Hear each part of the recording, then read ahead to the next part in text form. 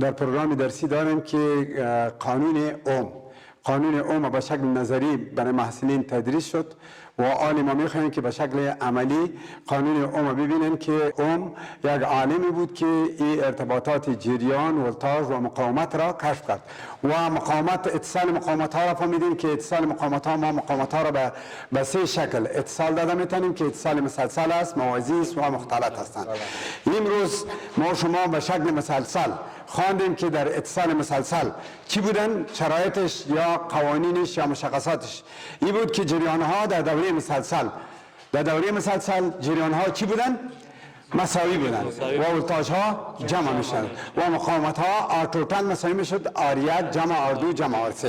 اینان ما میبینیم که عملا در اینجا میبینیم که جریان ها در دوره مسلسل البته ولتاژ تقسیم میشه بنان گروپ ها درست روشن نمیشه. نواقص از دوره مسلسل این میشه اگر یک گروپ بسوزه کل دوره بی‌برق میشه یا یک لین اگر قطع شود کل دوره قطع میشه. یعنی به طور مثال ما میگیم این یک گروپ فرض مثال سوخت اون ببینید کل دوره بی‌برق شد و اگر یک لین ما قطع کنیم این میبینید کل دوره قطع میشن.